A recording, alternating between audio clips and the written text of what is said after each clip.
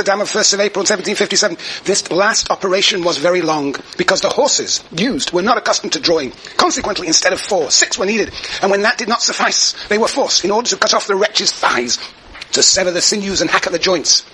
It is said that, though he was always a great swearer, no blasphemy escaped his lips, but the excessive pain made him utter horrible cries, and he often repeated, "My God, have pity on me! Jesus, help me!" The spectators were all edified by the solicitude of the parish priest of St. Paul's, who despite his great age did not spare himself in offering consolation to the patient. Bouton, an officer of the watch, left us his account. The sulphur was lit, but the flame was so poor that only the top skin of the hand was burnt, and that only slightly. Then the executioner, his sleeves rolled up, took the steel pincers, which had been especially made for the occasion, and which were about 1.5 feet long, and pulled first at the calf of the right leg, then at the thigh, and from there at the two fleshy parts of the right arm, then at the breasts. Though a strong, sturdy fellow, this executioner found it so difficult to tear away the pieces of flesh that he set about the same spot 2 or 3 times, twisting the pincers as he did so. And what he took away formed at each part a wound about the size of a 6-pound crown piece. After these tearings with the pincers, Damien, who cried out profusely, though without swearing, raised his head and looked at himself. The same executioner dipped an iron spoon in the pot containing the boiling potion, which he poured liberally over each wound, and then the ropes that were to be harnessed to the horses were attached with cords to the patient's body. The horses were then harnessed and placed alongside the arms and legs, one at each limb. Drop down a paragraph. The horses tugged hard, each pulling straight on a limb, each horse held by an executioner. After a quarter of an hour, the same ceremony was repeated, and finally, after several attempts, the direction of the horses had to be changed. Thus, those of the arms were made to pull towards the head, those at the thighs towards the arms, which broke the arms at the joints. This was repeated several times without success. He raised his head and looked at himself. 2 more horses had to be added to those harnessed to the thighs, which made 6 horses in all. Without success. Drop down a paragraph. I'm sparing you the excruciating agony of listening to this. After 2 or 3 attempts, the executioner Samson and he who had used the pincers each drew out a knife from his pocket and cut the body at the thighs instead of severing the legs at the joints. The 4 horses gave a tug and carried off the 2 thighs after them. Namely that of the right side first, the other following. Then the same was done to the arms and shoulders, the armpits and the 4 limbs. The flesh had to be cut almost to the bone. The horses, pulling hard, carried off the fat right arm first and the other afterwards. And so on and so forth. Yes, when the 4 limbs had been pulled away, the confessors came to speak to him, but his executioner told him that he was dead, though the truth was that I saw the man move, his lower jaw moving from side to side as if he were talking. One of the executioners even said shortly afterwards that when they had lifted the trunk to throw it on the stake, he was still alive. The 4 limbs were untied from the ropes and thrown on the stake, set up in the enclosure in line with the scaffold. Then the trunk and the rest were covered with logs and faggots, and fire was put to the straw mixed with this wood. In accordance with the decree, the whole was reduced to ashes. The last piece to be found in the embers was still burning. At 10:30 in the evening, the pieces of flesh and the trunk had taken about 4 hours to burn. The officers, of whom I was one, as also was my son, and a detachment of archers, remained in the square until 11 o'clock. There were those who made something of the fact that a dog had lain the day before on the grass where the fire had been chased away several times and had always returned. But it is not difficult to understand that an animal found this place warmer than elsewhere.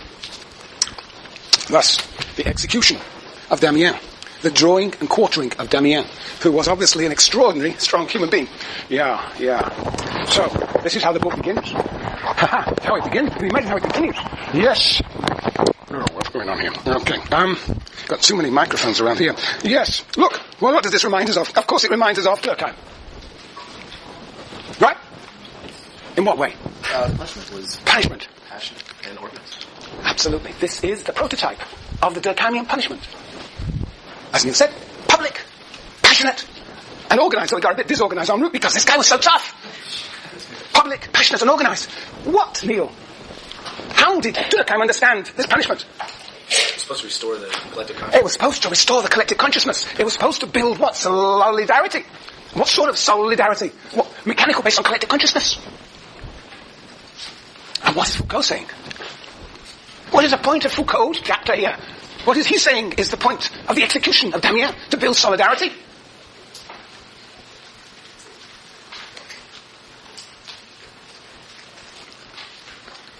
Greg?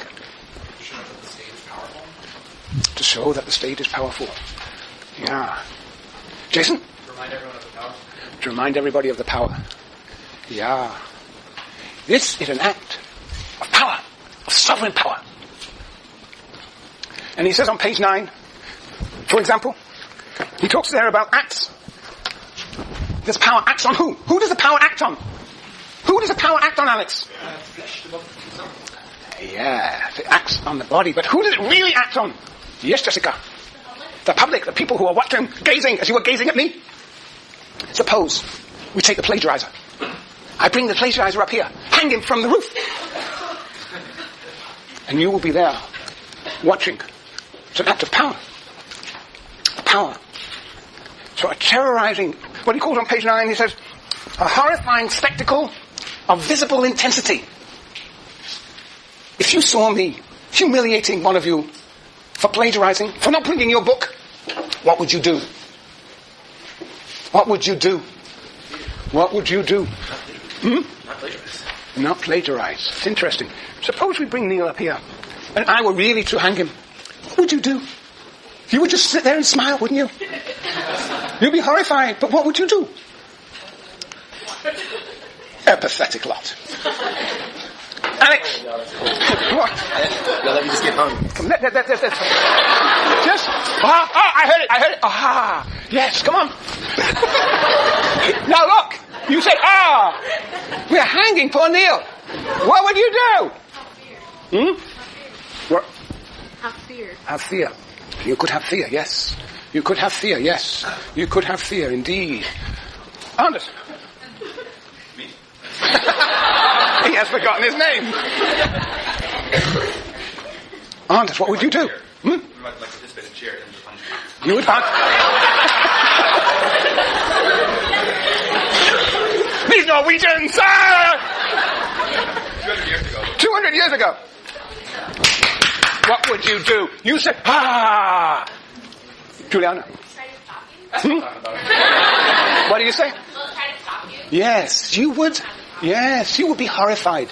You know, if I were to really humiliate this poor chap, you would be horrified. And some of you are often horrified when I pick on people. When I pick on poor Jason or something, you know? You are. And you even then say, you couldn't help yourself. Yes, you would identify with the punished person. Yes, Alex. No, I disagree. And this is what you execute. And you don't share on this, other people support execution. So saying this would be informed by the... Where do executions take place in this country? Where are hidden? Why are they hidden? Because precisely Foucault will argue that there is the danger that the public upon which the power is supposed to act will identify with the person being executed. Page 9. Page 9. Oh, yeah. Okay, 2, 4, 6, 7 lines from the top. Neil, why don't you read it? It was as if the punishment was thought to equal, if not exceed, in savagery the crime itself. To accustom the spectators to a ferocity. Not so quickly. To accustom the spectators to a ferocity from which one wished to divert them. To show them the frequency of crime. To make the executioner resemble a criminal. Judges, murderers. To reverse roles at the last moment. To make the tortured criminal an object of pity or admiration. Go on. As early as 1764, Victoria remarked, the murder that is depicted as a horrible crime is repeated in cold blood. In the execution, remorselessly. Remorselessly. The public execution is now seen as a hearth in which violence bursts again into flame. This is the danger. This is the danger of the execution. That violence will burst forth in defense of the person being executed. Against what? Sovereign power. It is absolutely what Foucault is trying to tell us is that this form of public, passionate, organized punishment is actually dangerous to sovereign power. Because it can incite identification with the executed, will incite rebellion. So what do you do? Marianne? Brilliant! BB! You privatize punishment. That is the essence of the story of this book. Yes, Jason? I just thought of the thing on New Year's Eve. I know there's been like this number of shootings where cops have, or not necessarily kill people, but really use stuff that people. But the only thing that was unique about that situation was that it was caught on camera, and then a lot of people saw it, and I think that has a lot to do with the response afterwards. And you might even think, what about after 9/11? What was the sort of public response then? That's an interesting story, isn't it? 9/11. It's not quite parallel, but you're right there. You mean the public response towards those who carried out it? Yep. Oh, it was like immediately go and retaliate. Yeah, so one was immediately go and retaliate, one was to build solidarity, you might say, but there was also a moment of retaliation against all sorts of those potentially associated with that so-called terrorist operation, yeah. Yeah. So there indeed, there's publicizing punishment, making it public, can actually be a risky business. Can be risky. That is Foucault's point here. So Durkheim's point is very simple.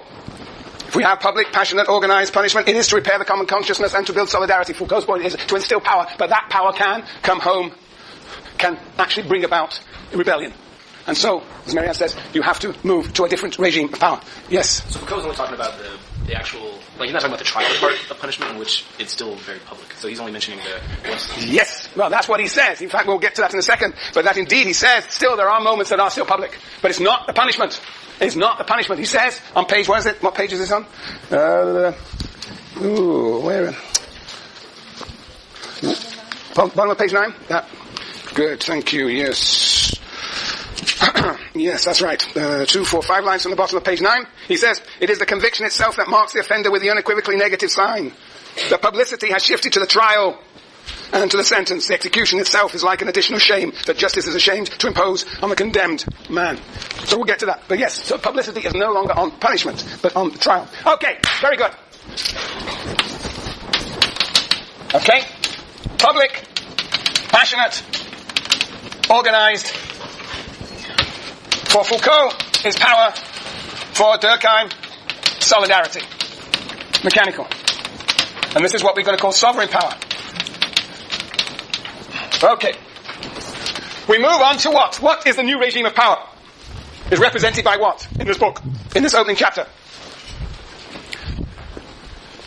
Juliana? The timetable. The timetable. And where is this timetable taking place? They're within a prison. So what's the significance of this timetable? What is the significance of the timetable? The timetable. This is the new regime of power. What is this timetable? What is it about? What is the timetable? Josephine.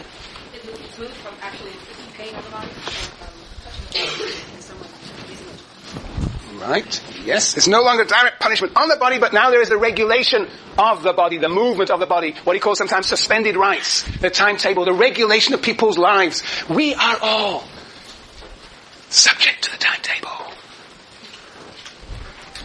No? Yes? Matthew, are you subject to the timetable? Of course. Tell me about it. How is your day divided up?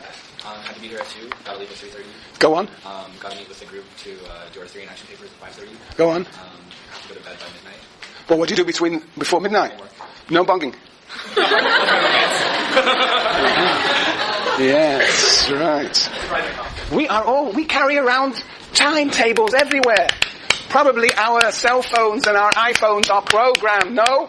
We are all subject to the timetable. For Foucault, this is a new form of power. Yes? I just wanted to ask, was this, I know the concept of time is sort of one way or another throughout human history, but this seems to be a very specific modern conception of time, so I wanted to see, is this about the same time that the modern conception of time came about? That's another way of saying, but he's got a particular understanding of this so-called modern conception of time, but it is a form of regulation. It's a form, ultimately, of power. So look, all right. So what has happened to punishment? Okay, with this timetable, what has happened to punishment? Punishment has disappeared into the interior of society. And so what is interesting is, it looks as though we are now much more humane. We're much more humane, right? We don't have this torture. We don't have these public executions. We are now involved in privatized. It looks like a much more humane society. But Foucault says no. Foucault says no. This is a new form of power. We have not. See, for Durkheim, punishment is associated with mechanical solidarity. But with the new form of solidarity, organic solidarity, we hear very little about anything about punishment. We hear about restitutive law. We hear about the interdependence of people in the division of labor. But we don't hear about punishment. But Foucault is going to say that punishment moves from being public and passionate and organized to the interior of society. He's going to argue that all institutions become the terrain of the organization of this new form, what he calls a disciplinary power. Now what is interesting is, what does he say is the function, the purpose of this new form of power? If the first form of power is in a sense to terrorize the people who are watching the execution, what is the function of this new form of power? What is the purpose of the new form of power?